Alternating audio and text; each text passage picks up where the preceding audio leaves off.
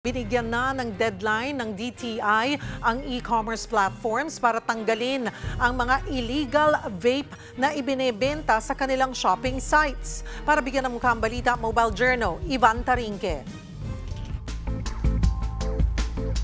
Alam nyo ba, hindi lahat ng available vape products legal. Karamihan pa sa illegal, naglipa na online. Ilang click lang sa online shopping site, agad lalabas ang pila-pilang listing para sa mga hindi rehistradong vape. Ang dami din sa mga Facebook group. Currently, nagbabrowse tayo ng mga Facebook posts at napakadali pa rin makita yung mga unregistered vape products. Itatype mo lang at lalabas na agad ng iba't ibang listing ng mga ito. Sabi mismo ng DTI, bawal na magbenta ng illegal vape products sa mga e-commerce platform gaya ng Shopee, Lazada at TikTok Shop.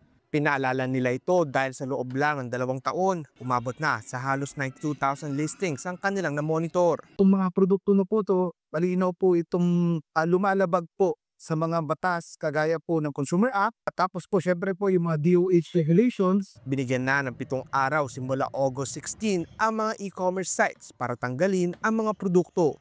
Kapag hindi sumunod, mananagot sila sa ilalim ng RA 11967 o ang Internet Transaction Act na ang posibleng parusa, multa o blacklisting. Ongoing po ang ating monitoring na, meron po tayong spot checking, meron po tayong mga teams na ready po dyan. Everman po, sa kasamaang palad po, is hindi po sila maka-comply po. Naka-ready naman po ating mga legal remedies. Sa panibagong utos na ito ng DTI, mas lumakas ang panawagan para sa mas ligtas at responsabling online shopping.